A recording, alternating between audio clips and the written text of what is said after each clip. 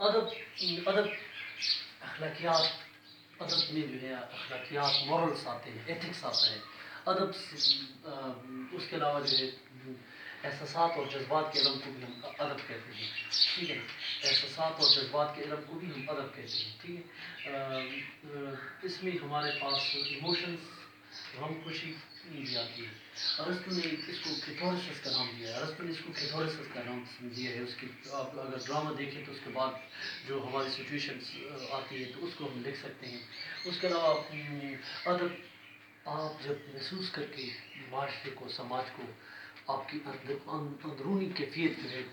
جب آپ اس کو تحریری صورت میں لکھتے ہیں، بیرونی صورت کو آپ لکھ سکتے ہیں ادب میں۔ اس میں ناول آتا ہے، ڈرامہ آتا ہے، کہانی آتی ہے، شاعری آتی ہے، اور شاعری میں اس کی مثال ساحل جہانی کی مثال ہے، اس کی کتاب تلخیاں ہیں، سعد شریفی کی کتاب ہے بزم صاحب ہے، کلیات صاحب ہے، غالب کی کتابیں آپ دیوان غالب اٹھا کے پڑھیں تو یہ ساری جتنی کتنی شاعری ہے یہ ادب کے زمرے میں آتی ہے۔ تو ادب میں ساحل جہانی کی مثال ہے، کبھی کبھی میرے دل میں یہ خیال آتا ہے کہ زندگی تیری زلف کی چھاؤں میں پرشداب ہو بھی سکتی تھی، یہ درد غم کی سیاہی جو تیری نظر کی چھاؤں میں پرشداب ہو بھی سکتی تھی، مگر یہ نہ ہو سکا کہ اب وہ عالم ہے تو نہیں، تیرا غم نہیں، تیری جستجو بھی نہیں، جیسے کسی سہارے کی اب تو آرزو بھی نہیں۔ اور سعد شریفی کی کتاب بزم ساغر، کلیات ساغر، اس درند کی پیڑ میں ساغر کاش کوئی انسان کہلائے، اور اس کے علاوہ اس کی اور بھی بہت سی شاعری ہے جس میں وہ کہتا ہے کہ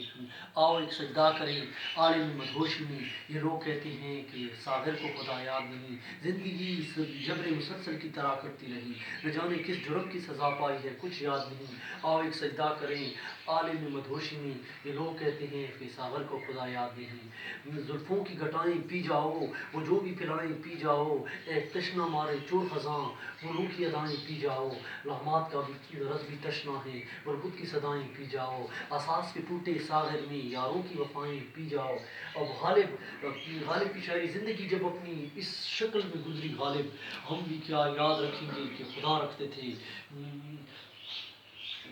بازیچہ ہے اطفال ہے دنیا میرے آگے، ہوتا ہے شب و روز و تماشا میرے آگے،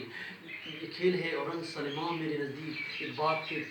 حجاز میرے آگے، ایمان مجھے روکے تو کھینچے مجھے کفر، کعبہ میرے پیچھے تو کلیسا میرے آگے، غالب کو برا کیوں کہوں اچھا میرے آگے۔ غالب کی بہترین اور بھی کئی